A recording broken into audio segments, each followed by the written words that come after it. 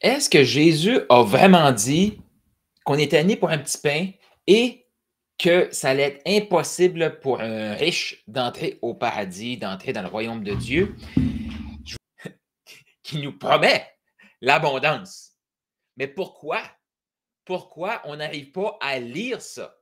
Et pourquoi j'ai arrivé avec cette conclusion-là qui nous promet l'abondance, mais qu'on n'a pas, que très peu de gens comprennent ça comme ça. Puis là, je t'apporte ma perception. Je t'invite à aller lire les passages de la Bible que je vais t'apporter aujourd'hui. Si tu es live, hashtag coach mes clients.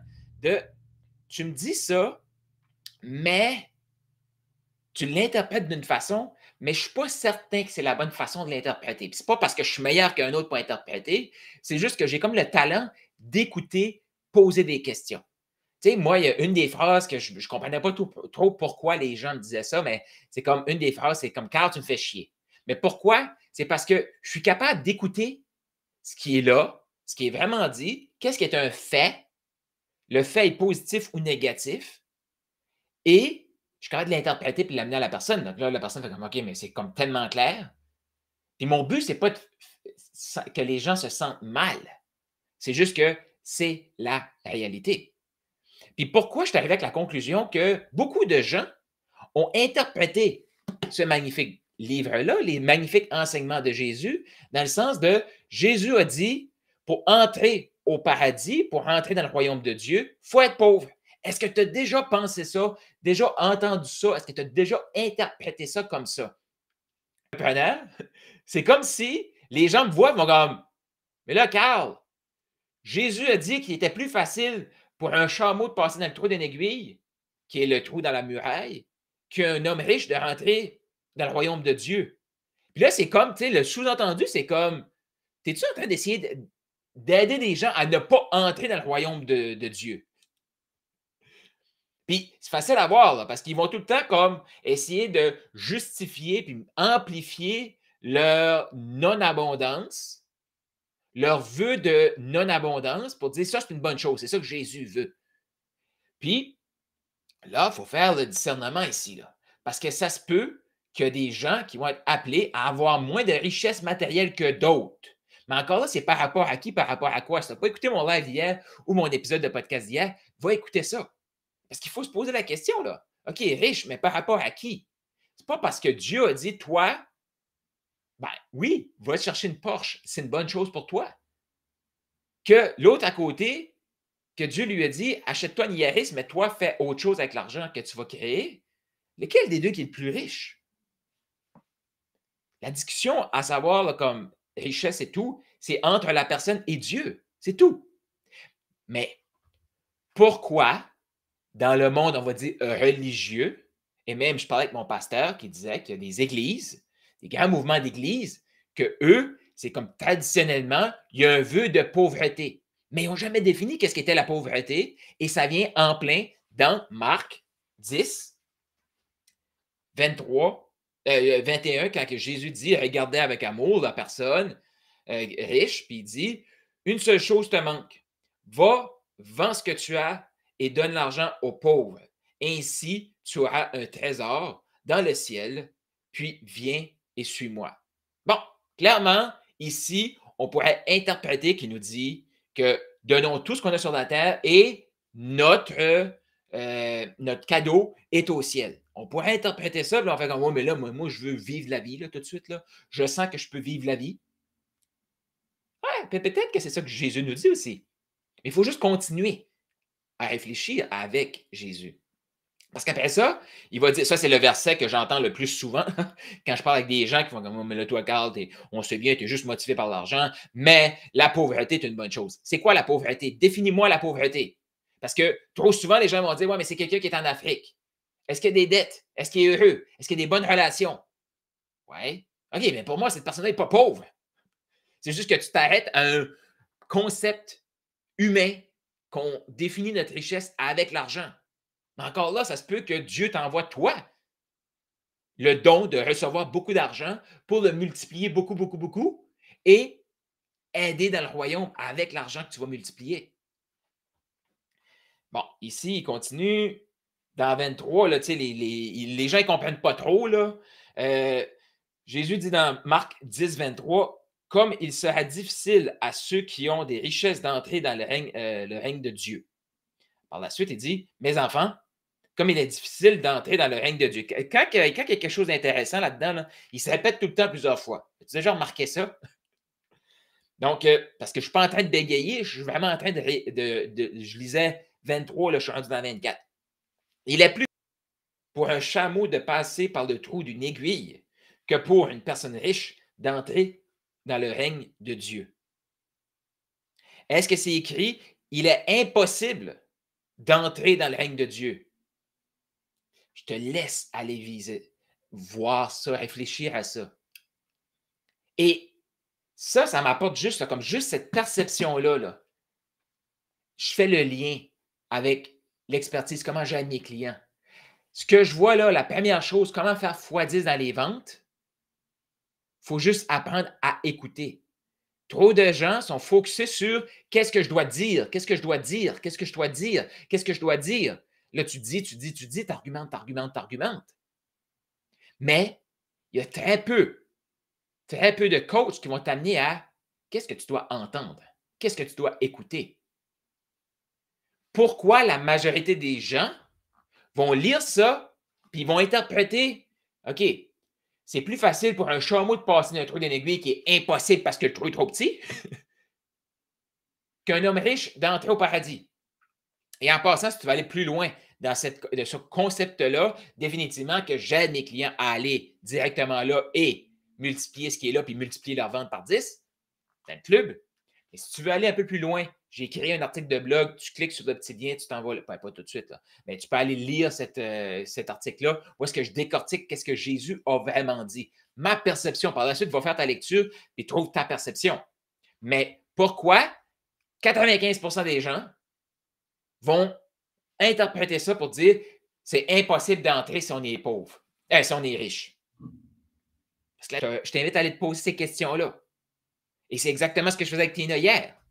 Elle me disait des trucs, elle avait une perception de exactement comme ça, que la majorité vont faire comme OK, si c'est difficile, c'est plus facile pour un chameau de passer d'un trou qui est impossible, ça veut dire que c'est impossible de passer au ciel. As-tu déjà remarqué que l'humain va prendre pour du cash? Hey, salut Idriss, j'espère que tu vas bien. Il va prendre pour du cash des choses qui sont négatives ou qui vont limiter son potentiel, qui n'est pas écrit, et ils vont essayer de se dégager des choses difficiles qu'ils vont devoir faire pour se faire croire que ça va être facile. Parce que, bon, là, juste à revenir à ma question de départ parce que la première phrase qui nous dit quand on entre dans le royaume de Dieu, on va voir le trésor. Mais est-ce que Jésus nous dit vraiment le trésor t'attend là-bas? Parce que si on continue aussi, ici, je vous le déclare, c'est la vérité. Si quelqu'un quitte là, tout ce qu'il a, là, famille, bien, tout ça, il recevra 100 fois plus dès maintenant.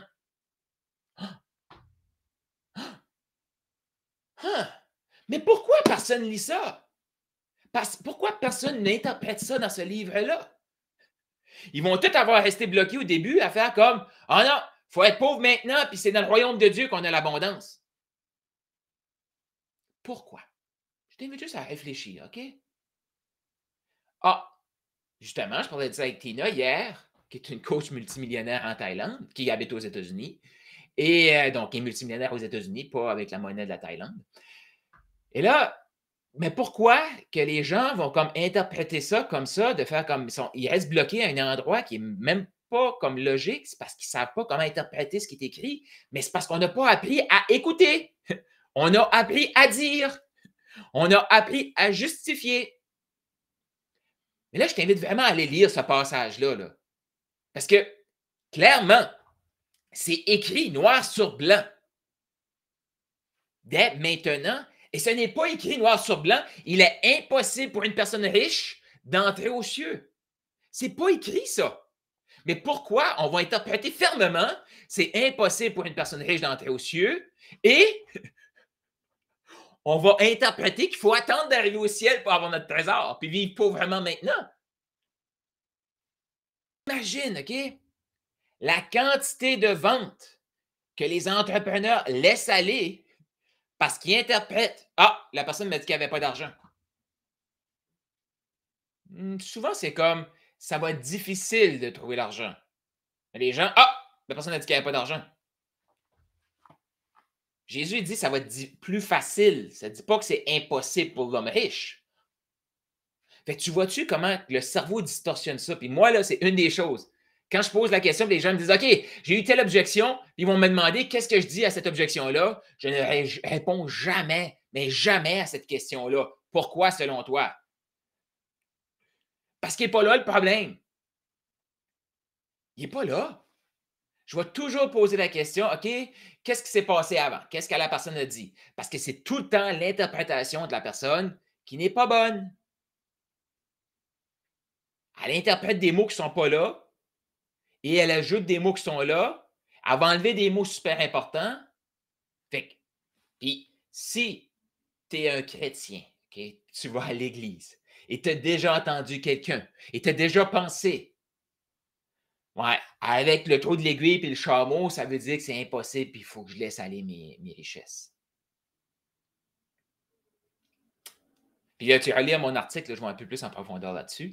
Si tu as déjà pensé ça, mon petit doigt me dit que quand tu entends de l'information sur tes appels de vente, ça ne close pas, ça n'inspire pas l'achat parce que tu n'entends pas la bonne information et tu vas tout le temps aller chercher des réponses, des questions à qu'est-ce que je dis quand je reçois ça? Je ne sais pas qu'est-ce que la personne a dit avant. C'est ça qui est important. Comme ici, c'est super important ce qui se passe ici, là. Puis on a juste fait un petit bout, là. Mais tu vois-tu ça? Qu'est-ce que tu comprends de tout ça? Écris dans les commentaires. Parce que c'est beau dire: OK, je t'écoute, Carl, je suis convaincu que Dieu veut que je sois abondant. Mais Dieu ne dit pas de rester tout seul non plus. Dieu dit de laisser aller quelque chose pour recevoir. Ici, ce qu'il demande à l'homme riche, c'est laisse aller tout si tu veux 100 fois plus. Là, on va essayer de comprendre, là, comme c'est quoi les 100 fois plus? C'est ce que Dieu veut pour toi. Et en affaires, c'est exactement ce qu'on fait avec nos clients. Laisse aller, exemple, 2500 par mois US pour obtenir 10 fois plus, 1000 fois plus. C'est le principe biblique que Jésus dit, laisse aller ça pour obtenir plus. Et ce n'est pas obligé d'attendre au ciel, ça peut être dès maintenant. Mais pour ça, il y a un travail à faire sur soi, de faire comme, je suis prêt à recevoir ça? Je suis la bonne personne? Je le vaux-tu?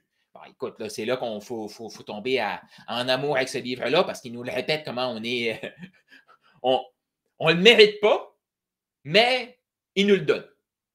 En gros, c'est ça. Fait qu'arrête de penser que tu ne le mérites pas. C'est vrai, tu ne le mérites pas. Comme moi, je ne le mérite pas. Mais Dieu nous le promet. Fait qu'on peut s'obstiner avec Dieu et dire non, non, je ne le mérite pas, je ne le mérite pas, je ne le mérite pas. Mais c'est comme, OK, je ne le mérite pas, je le sais. Mais il me le donne.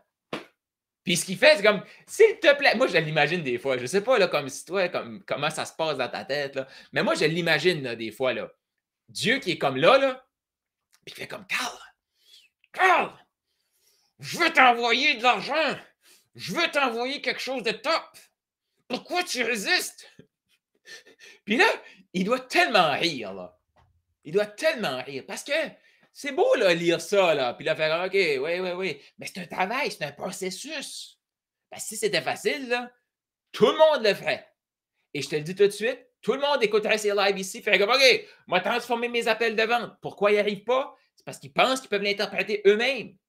Mais rappelle-toi, notre façon qu'on interprète les choses, c'est notre façon de voir que ah, c'est impossible pour entrer aux cieux, puis il faut que j'attende au ciel pour avoir mon trésor. Dans le temps que c'est écrit, là. C'est écrit. OK? Dès maintenant. Dès maintenant. C'est hot, ça. C'est vraiment hot, ça.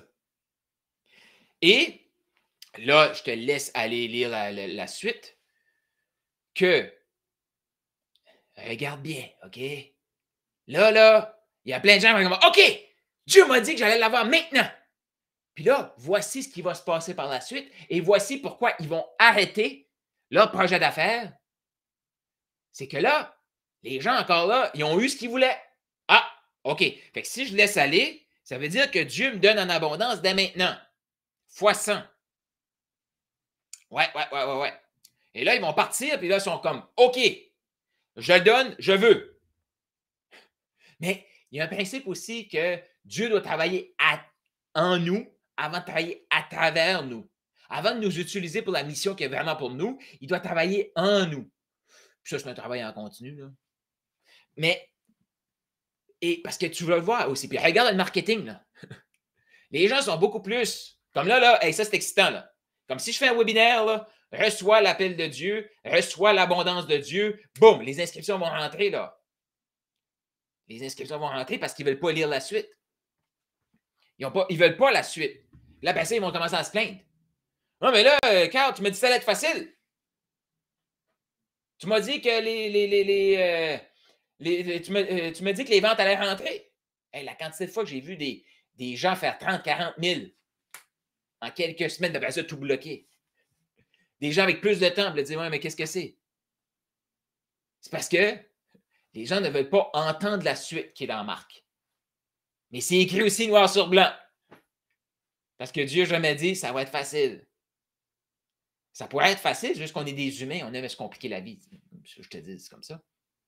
Si tu as des questions, commentaires, écris ça juste ici. Est-ce qu'il dit le principe de semer une graine pour récolter? Ouais, puis je vais revenir aussi avec la semence dans d'autres lives, là, parce que c'est super, l'analogie de la semence, tout le processus pour créer quelque chose. C'est exactement ce que Dieu a besoin de faire, de travailler en nous. On doit mourir comme la graine pour porter du fruit. Il faut laisser aller pour aller vers. Et est-ce que tu penses que mourir, c'est facile? C'est pour ça que les gens vont continuer d'acheter des trucs de OK, je veux augmenter mes ventes. Qu'est-ce que je dois dire à l'objection X, Y, Z? Et là, tu vas recevoir un script qui dit si la personne dit ça, boum. Si la personne dit ça, boum. Et là, moi, je reçois plein de gens qui vont dire regarde, je ne me sens pas aligné. Les scripts, ce n'est pas pour moi. C'est que tu ne te sens pas aligné parce que tu n'as pas aligné la patente. Comme imagine, les gens, ils s'en vont totalement désalignés, là. OK? Et là, il arrive à un point totalement déséquilibré, totalement désaligné. Et là, il demande qu'est-ce que je dis à partir de maintenant? Non! Tu dois rééquilibrer la patente bien avant. Il est trop tard rendu là. Il est trop tard. Fais juste tester.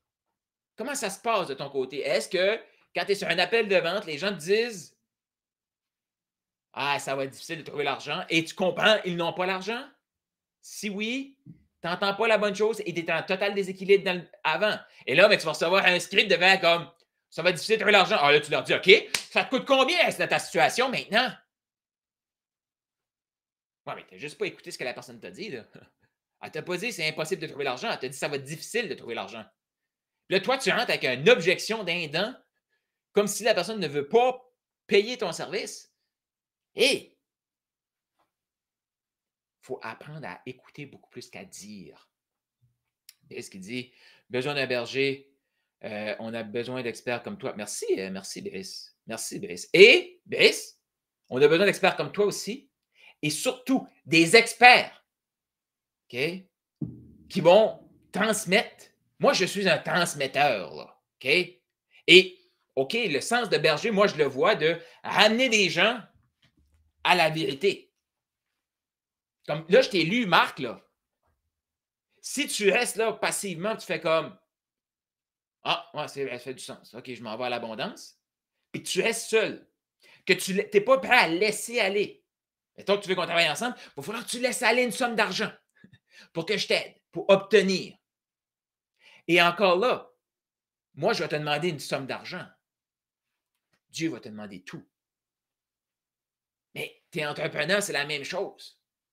Et actuellement, il y a un besoin criant d'entrepreneurs qui vont transformer des vies et qui vont être des transmetteurs et non des gens qui vont bloquer l'information. Et ça, là, on l'a vécu. Pourquoi il y a autant de livres? Pourquoi il y a autant de conférences? Pourquoi il y a autant de coachs? Et qu'il n'y a jamais eu autant de détresse humaine sur la Terre? Pourquoi, selon toi? C'est parce qu'il y a des humains qui ont reçu un cadeau. Boum! Ils l'ont bloqué. Ah! J'ai reçu, c'est moi comme. Regarde-moi comme je suis bon. Et là, je ne suis pas en train de critiquer personne ici. Là. Parce que retourne voir mes lives d'avant. OK? Retourne. Puis Brice, possiblement que tu vas te rappeler de notre conversation de 2, 3, 4 ans passés. Tu m'avais dit une chose à l'époque.